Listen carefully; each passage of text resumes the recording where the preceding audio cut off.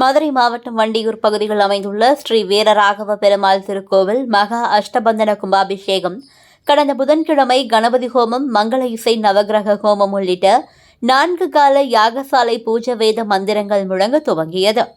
அதனைத் தொடர்ந்து மதுரை மாவட்ட ஆட்சித்தலைவர் பிரவீன்குமார், அழகர் கோவில் அர்ச்சகர்கள் சுந்தர நாராயண பட்டாச்சாரியார் மற்றும் சுந்தரராஜன் ஐயங்கார் ஆகியோர் தலைமையில் வேத மந்திரங்கள் முழங்க மகா கும்பாபிஷேகமானது இன்று நடைபெற்றது.